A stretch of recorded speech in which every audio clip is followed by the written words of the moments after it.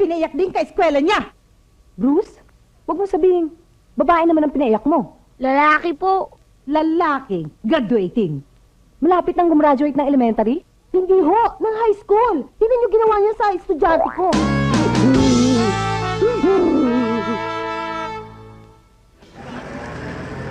Dahil ang dalawa ninyong anak ang problema ng eskwelahan ito.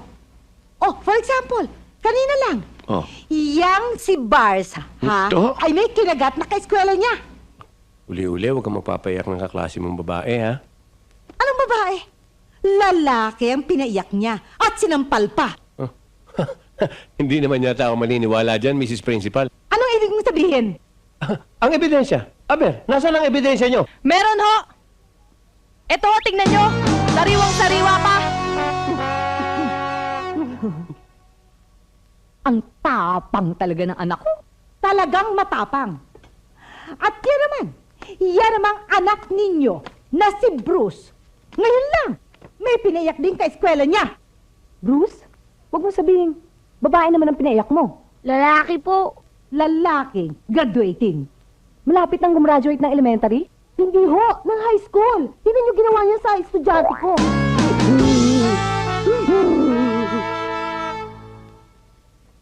Iba talaga tong mga anak ko.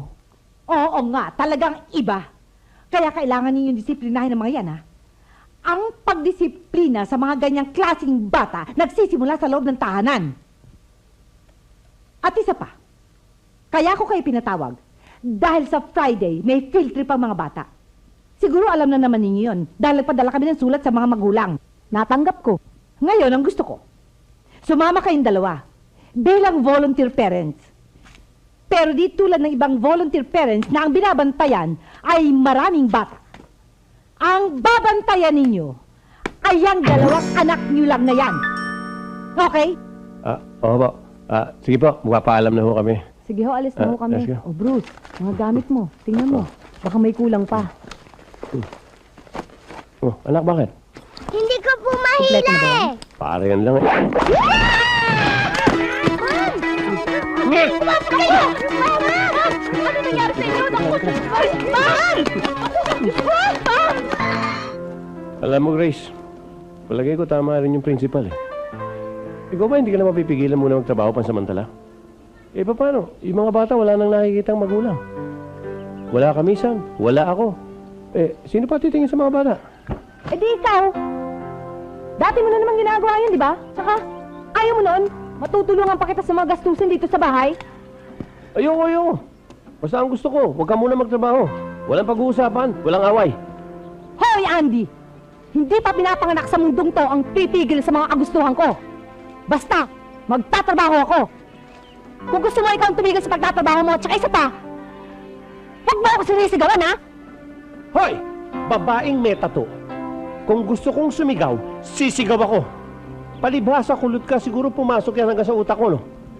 Ang salita ko ang magiging bata sa bahay na to. At saka siguro may gusto ko nung kay Bagote, kaya kaganyan. Sobrang kitid ng utak mo. Pati ba naman yung pagmamalasakit ng tao pinaghihinalaan mo? Ikaw tumigil ka nga dyan sa mga katatakol mo, ha? Para kang babae, nakakahiya sa mga kapitbahay natin, oh. Nay, tay! Huwag na po kayo mag-away. Matulog na lang po tayo. Baka po dumanak ang dugo dito eh. Mga bata, mabuti pa lumabas muna kayo, no? Sige na, mag-uusap lang kami ng nanay. Halika na.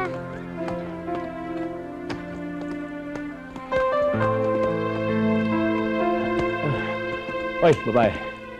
Huwag mo akong piliting saktan ka. Ayokong mabaga ng kamao ko, ha? Palibhasa, lalaki ka, kaya kaya mo ako. Dahil babae ako. Basta ang gusto ko, dito ka lang sa bahay! Hindi, magtatrabaho ako. Ayoko! Hindi!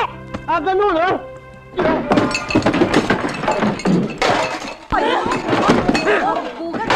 Believe din ako sa tatay. Ang tapang rin pala. Siyempre, lalaki yun. Kaya kawawa naman si inay. Bugod sarado kay itay. Oo nga, no?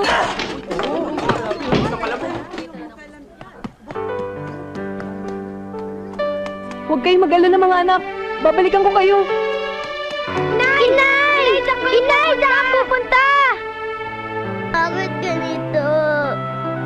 Bakit kailangan mo kayong iwalay ni tatay?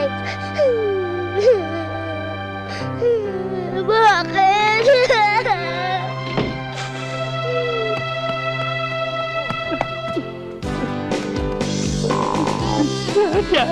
Sasha, bumalik ka dito!